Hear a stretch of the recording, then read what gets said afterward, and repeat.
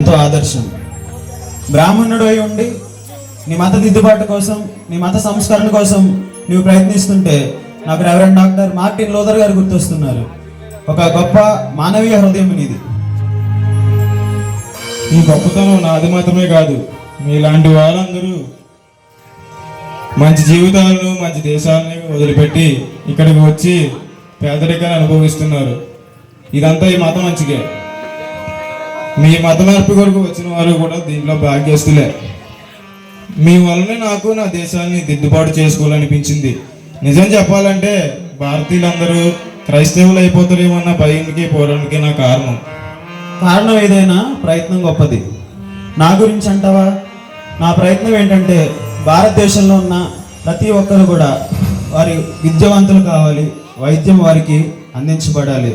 భారతదేశంలో ఉన్న అన్ని భాషల్లోనికి బైబిల్ని తర్జుమా చేయాలన్నదే నా ధ్యేయం. నువ్వు ఇప్పటికే బైబిల్ తర్జుమా చేసేవని విన్నాను, నిజమేనా? అవును, బెంగాలీ మరియు సంస్కృతం భాషల్లోనికి బైబిల్ తర్జుమా పూర్తయింది. దానికి మీ బ్రాహ్మణుల సహోదరుల సహకారం చాలానే ఉంది.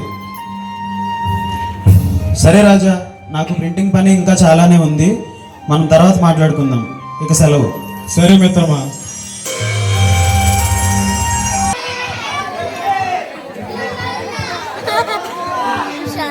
బాధపడకు డాలి, డాక్టర్ గారు వస్తానన్నారు, భయం లేదు. విలియం, నాకు ఇష్టం లేకపోయినా ఈ అనగారి దేశం తీసుకొచ్చి నా జీవితాన్ని, నా ఆశలను, కలను పాడు చేసావు, చంపేశావు. ఇప్పుడు నా బిడ్డ, ఈ చిన్న బిడ్డను ప్రాణాలతో కూడా ఉండనివ్వవా? భూమి మీద లేకుండా చేస్తావా? చెప్పు. డాలి, ఏమిటా మాటలు? పీటర్ విషయంలో నీకు ఎంత బాధ ఉందో నాకు కూడా అంతే బాధ ఉంది. కానీ ఏం చేయను, నా చేతుల్లో ఏమి లేదు. దేవుడి చిత్తం మన జీవితంలో ఎలా ఉందో అలాగే జరుగుతుంది. అవునవును, మనల్ని భారతదేశం చంపడానికి తీసుకొచ్చాడు ఆ దేవుడు. సరైన తిండి లేదు, డబ్బులు లేవు, సరైన వస్త్రాలు లేవు, కడుపు నిండా మనకు నచ్చిన ఆహారం తిని ఎన్ని రోజులైంది? కనీసం మీ పిల్లలతో సంతోషంగా గడిపి ఎన్ని రోజులైంది? నాతో ప్రేమగా మాట్లాడి ఎన్ని రోజులైంది? చెప్పు. డాలి, నీ బాధను నేను అర్థం చేసుకోగలను, కానీ నా చేతుల్లో ఏమీ లేదు. నేను ఒక దృఢ సంకల్పంతో ఈ భారతదేశానికి వచ్చాను. భారతదేశంలో ఉన్న ఈ మూఢ విశ్వాసాలను, మూఢ ఆచారాలను అరికట్టాలి. భారతదేశంలో ఉన్న అన్ని భాషల్లోనికి బైబిల్ని తర్జుమా చేయాలి. అదే నా ముందున్న గురి. నీకు తెలుసు కదా.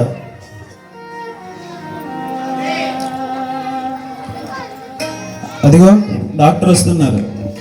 రండి doctor. Good morning. Morning William, ఎలా ఉన్నారు? నా బిడ్డ ఆరోగ్య పరిస్థితి. వెయిట్ చూస్తాను.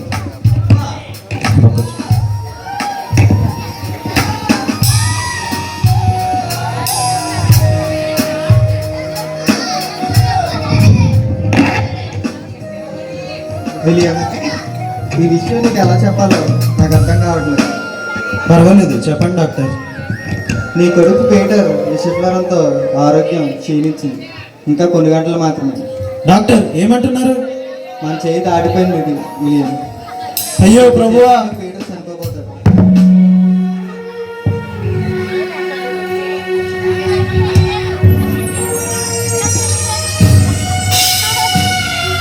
ఏం చెప్పారు డాక్టర్? ఇక బ్రతకడానికి చెప్పారా? పీటర్కి ఇది చివరి రోజు అని చెప్పారా? నాకు కూడా దేశం మిమ్మల్ని అడగకపోయారా? విషం తాగి నేను కూడా చేస్తాను. డాలి, నన్ను చంపు. నీ మాటలతో నన్ను చిత్రవద చేయకు. ఇప్పటికే నేను సగం చచ్చిపోయాను. నీ మాటలతో నన్ను పూర్తిగా చంపుకు. అయ్యా పీటర్, ఏమైంది నాయనా? నీళ్ళు తీసుకొస్తాను. Peter, Peter, Peter.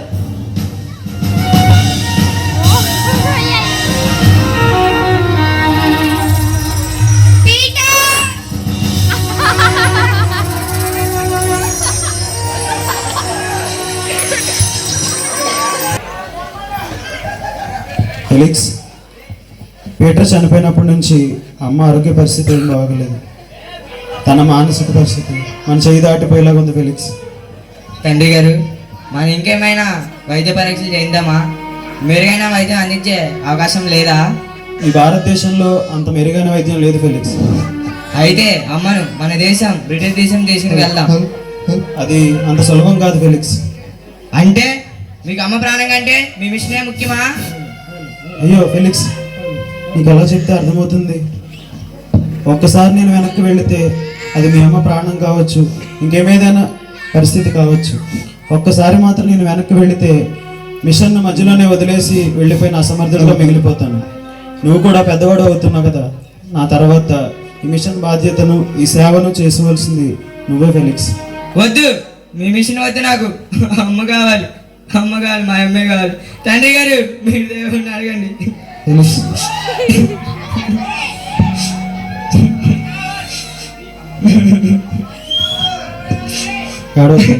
నీకు అమ్మ 17 సంవత్సరాలుగానే తెలుసు, నాకు 30 సంవత్సరాలుగా తెలుసు. నా కష్ట సుఖాల్లో బాధల్లో తానే సర్వస్వమే నడిపించింది. నా బాధ ఎవరితో చెప్పుకొని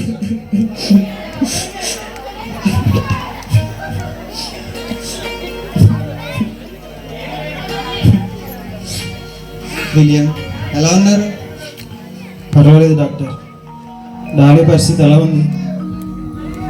విలియం, దేవుడు నిన్ను ఏ విధంగా పరీక్షిస్తున్నాడో నాకు అర్థం కావట్లేదు. నీ భార్య ఆరోగ్య పరిస్థితి బాగా పాడైపోయింది. నీకు ఈ రోజు రేపు అన్నట్టుంది. దేవుడా, ఒక విషయం, తను మిమ్మల్ని ఎవరిని గుర్తుపట్టే స్థితిలో లేదు. చెక్కింది.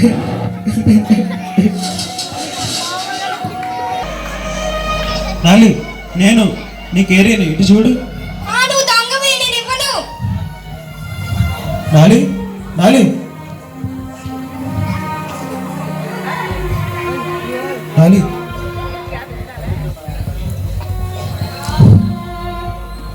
డాక్టర్,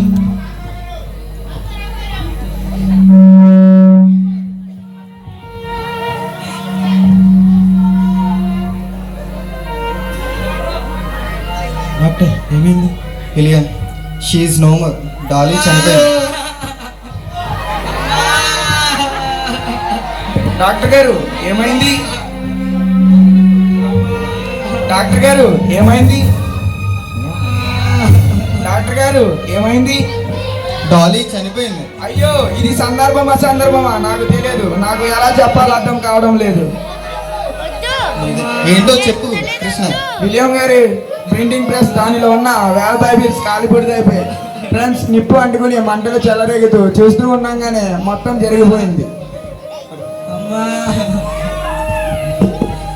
కృష్ణ, నీళ్ళు తీసురా.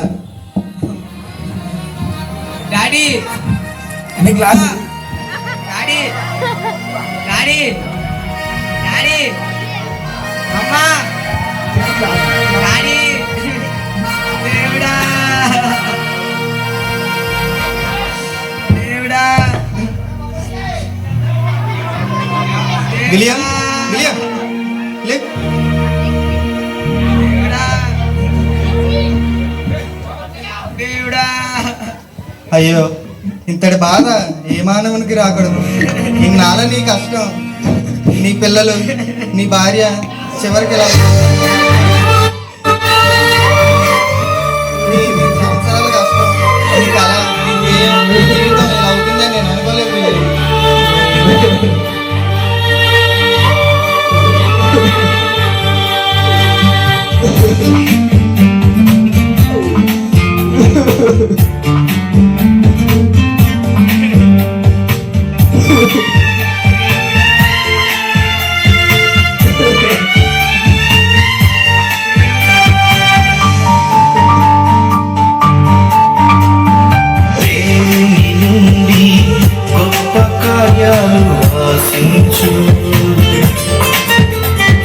దేవుని కొరకై గొప్ప కార్యాలు తలపెట్టు.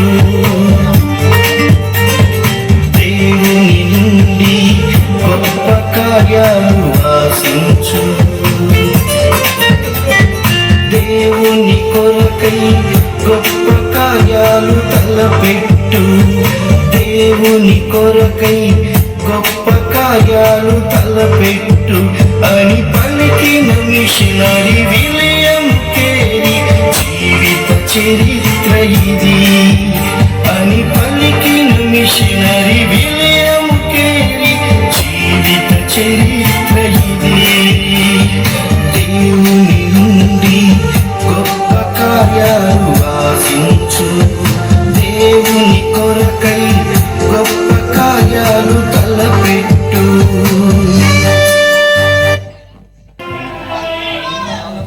విధంగా దాదాపు భారతదేశంలోని అన్ని భాషలలోని బైబిల్ను ప్రపంచానికి తీసుకొచ్చిన ఘనత విలియం కేరీ గారిది. అంత మాత్రమే కాదు, ఎన్ని పుస్తకాలు, ఎన్ని ప్రింటింగ్ మిషన్లు, ఇన్ని చేయడానికి కారణం కూడా ఆ విలియం కేరీ గారే. భారతదేశంలో మొట్టమొదటిసారిగా డిగ్రీ కాలేజీ సిరంపూర్లో స్థాపించారు. వేదాంత విద్యను ప్రారంభించారు. ఎన్నో సంఘ సంస్కరణలు చేశారు. భార్యను బిడ్డలను కోల్పోయి చివరకు తన జీవన ప్రయాణాన్ని ఇక్కడే ముగించారు. ఇప్పుడు భారతదేశం అనిపిస్తున్న ఇంతటి మెరుగైన సమాజాన్ని ఎన్నో విధాలుగా ఎన్నో మిషనరీ ద్వారా మెరుగైన నాగరికత మన భారతదేశానికి అందించారు విలియం కేరీ గారు. అవును, రాజా రామ్మోహన్ రాయ్ లాంటి వారే ఆయనతో కలిసి నడిచారంటే ఆయన గొప్పతనాన్ని అర్థం చేసుకోగలను. అవునరా, బ్రిటిష్ వారి ద్వారా మన భారతదేశం నాశనం అయిపోతుంది అనుకున్నాను, కానీ వారిలో చాలా మంది మన భారతదేశ అభివృద్ధికి ఉపయోగపడ్డారు. అవునరా, అవును. ఎలా గొప్ప మహాన్ గురించి తెలుసుకున్నాను. ఇది అసలైన క్రిస్మస్. శ్రీ బాలేశ్ నాట్యమండలికి జై. శ్రీ బాలేశ్